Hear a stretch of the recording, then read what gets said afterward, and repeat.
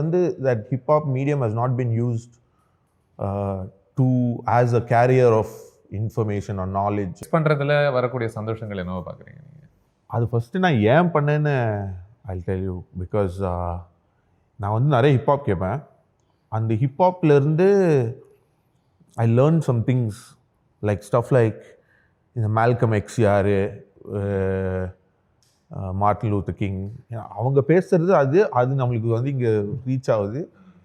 அப்புறம் நான் யோசித்தேன், இங்கே இருக்கிறவங்கள பற்றி எனக்கு எதுவுமே தெரியாது.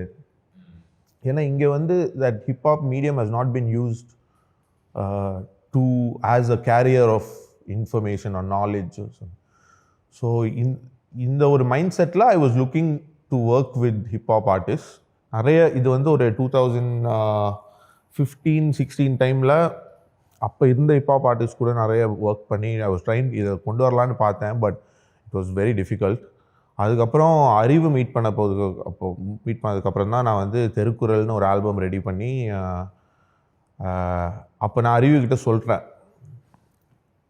உனக்கு தெரிஞ்ச இந்த விஷயங்கள்லாம் வந்து சாங் வழியாக நம்ம எடுத்துகிட்டு போனால் it will be more meaningful அப்படின்னு. அது ஒரு எக்ஸ்பெரிமெண்ட்டாக ஸ்டார்ட் ஆச்சு. It work. அந்த எக்ஸ்பெரிமெண்ட்டை திருப்பி ரிப்பீட் பண்ணிகிட்டு இருக்கேன். இது வரைக்கும் ஒர்க் ஆகிட்டே தான் இருக்குது. ஸோ வெறும் இந்த ஜாலி உங்களை ஆட வச்சா மட்டும் போதும், கேட்சியாக ஏதாவது ஒன்று பண்ணணுன்றதை தாண்டி இதுக்குள்ளே எப்படி அவங்கெல்லாம் எப்படி ஒரு டெப்த் ஒன்று சேர்க்க முடியுது அவங்களால எப்படி ஒரு சோஷியல் அவேர்னஸ் அது